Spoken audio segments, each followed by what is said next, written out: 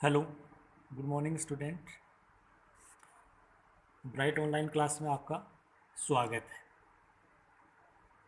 हम पढ़ रहे थे पिछली जो ऑनलाइन क्लास में हमने पढ़ा था, ध्वनि को तीन लक्षणों के आधार पर पहचाना जा सकता है। प्रबलता, तारतम्य और गुणता के आधार पर ध्वनि की हम पहचान कर सकते हैं। ध्वनि की प्रबलता के बारे में हमने पढ़ लिया था। आज इसका दूसरा लक्षण लेते हैं, ध्वनि का तारतम्य। ध्वनि का तारतम्य। एक चिमटा एवं घंटी को बजाकर देखिए। एक चिमटा और घंटी को आप बजाकर देखना है। किसकी ध्वनि महीन, तीखी या बारीक है तथा किसकी मोटी और भारी है। चिमटे को बजा के देखते हैं, घंटी को बजाकर देखते हैं। तो यहाँ पे जो घंटी है उसकी जो ध्वनि होती है वो क्या होती है? महीन होती है। क्या होती है? महीन होती है। क्यों? क्योंकि इसकी ध्वनि का जो तारतम्य होता है वो क्या होता है? अधिक होता है चिमटे की ध्वनि की तुलना में। आप अपने अनुभव के आधार पर ध्वनि यंत्रों के जोड़े बनाकर भी उनकी ध्वनियों को तीक्ष्ण यानी बारीक तथा भारी यानी मोटी आवाज़ों में वर्गीकृत कर सकते हैं, यानी बांट सकते हैं। जैसे बात की जाए कि स्त्री व पुरुषों में सामान्यतः स्त्रियों की आवाज़ महीन होती है तथा पुरुषों की आवाज़ अपेक्षाकृत क्या होती है? भारी होती है। यानी स्त्री और पुरुष की दोनों की जो आवाज़ है, अगर उनकी तुलना की जाए तो स्त्री की जो आवाज़ है वो क्या होती है? महीन होती है, यानी सुरीली होती है। और पुरुषों की आवाज़ अपेक्षाकृत क्या होती है? भारी होती है, यानी मोटी होती है। तो ध्वनि के तीक्ष्ण यानी महीन अथवा भारी यानी मोटी होने के लक्षण को क्या कहते हैं? तारतम्य कहते हैं। ध्वनि के तीक्ष्ण अथवा भारी होने का जो लक्षण होता है उसको क्या कहते हैं? तारतम्य कहते हैं। ध्वनि का तारतम्य ध्वनि की आवृत्ति पर निर्भर करता है। ध्वनि का जो तारतम्य है वो किसके ऊपर निर्भर करता है? आवृत्ति पे निर्भर करता है। यानी आवृत्ति अधिक होगी तो ध्वनि का तारतम्य भी क्या होगा? अधिक होगा। अगर आवृत्ति कम होगी, ध्वनि की आवृत्ति कम होगी तो ध्वनि का तारतम्य भी क्या होगा? कम होगा। यानी इसके ऊपर क्या करता है?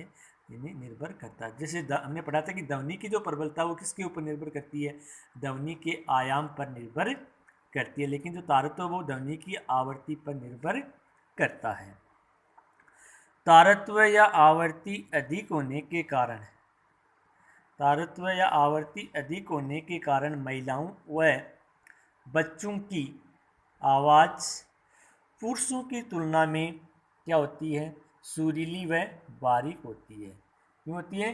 क्योंकि महिलाओं और बच्चों की जो आवाज़ है या उनसे जो ध्वनि उत्पन्न होती है उस ध्वनि का तारतम्य और आवृत्ति अधिक होती है, इसलिए ये क्या लगती है? हमको सुरीली लगती है या तीखी होती है। अतः स्पष्ट है कि उच्च तारतम्य वाली ध्वनि की आवृत्ति उच्च तथा निम्न तारतम्य वाली ध्वनि की आवृत्ति क्या होती है? न्यून होती है, यानी कम होती है। यानी तारतम्य ज़्यादा होगा या उच्च तारतम्य वाली ध्वनि की आवृत्ति उच्च, यानी उच्च तारतम्य होगा तो ध्वनि की आवृत्ति भी क्या होगी? उच्च होगी। या उच्च आवृत्ति उच्च होगी तो तारतम्य भी क्या होगा? उच्च होगा। और आवृत्ति कम होगी तो तारतम्य भी क्या होगा? न्यून होगा, यानी कम होगा। अब देखो क्वेश्चन दे रखे हैं, दो कारण खोजिए या इनको क्वेश्चन मान सकते हो आप। इससे पहला दे रखा है ढोलक की ध्वनि की अपेक्षा सितार की ध्वनि अधिक मधुर लगती है। ढोलक की ध्वनि की अपेक्षा सितार की ध्वनि क्या लगती है? अधिक मधुर लगती है। अब देखो क्यों लगती है? क्योंकि सितार की जो ध्वनि है, सितार की ध्वनि क्या होती है? सितार की ध्वनि का जो तारतम्य होता है वो क्या होता है? अधिक होता है। तारतम्य के आधार पर इसकी पहचान कर सकते हैं। यानी जो सितार की ध्वनि है उसका जो तारतम्य है यानी अधिक होता है, यानी आवृत्ति अधिक होती है। जबकि ढोलक की जो ध्वनि है उसका तारत्व क्या होता है, कम होता है, यानी आवृत्ति कम होती है। इसीलिए ढोलक की ध्वनि की अपेक्षा सितार की ध्वनि की हमें क्या लगती है, मधुर लगती है, यानी अच्छी लगती है। आगे देखो, कोयल और कोई की ध्वनि में से कोयल की ध्वनि अधिक मधुर लगती है।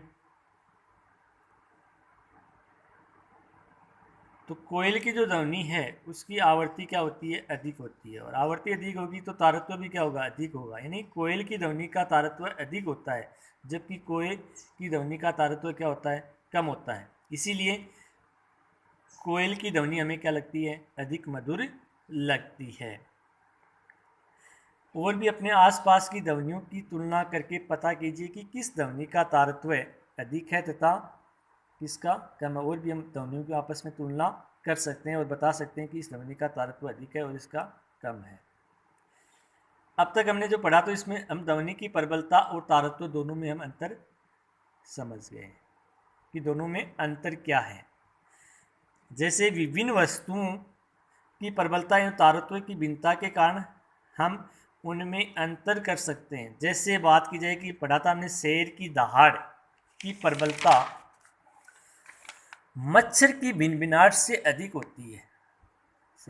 जैसे शेर दहाड़ता है, शेर आवाज़ निकालता है, और जो मच्छर की जो भिनभिनाहट है उससे उसकी जो ध्वनि की जो प्रबलता होती है वो क्या होती है, अधिक होती है। लेकिन अगर तारत्व की बात की जाए तो शेर की दहाड़ का तारत्व मच्छर की भिनभिनाहट से क्या होता है, कम होता है। क्या होता है, कम होता है। अब बात करेंगे आवर्ती के आधार पर ध्वनि का वर्गीकरण, यानी आवर्ती के आधार पर ध्वनि का वर्गीकरण। आवर्ती के आधार पर जो ध्वनि है वो कितने प्रकार की होती है। तो आवर्ती के आधार पर हम ध्वनि का जो वर्गीकरण करते हैं वो 3 प्रकार से करते हैं। कितने प्रकार से करते हैं, 3 प्रकार से करते हैं। और वो 3 प्रकार कौन कौन से हैं, एक सर्वे, अपसर्वे और प्रासर्वे ध्वनि। आवर्ती के आधार पर ध्वनि कितने प्रकार की होती है, 3 प्रकार की होती है। एक होती है सर्वे, अपसर्वे और प्रासर्वे ध्वनि।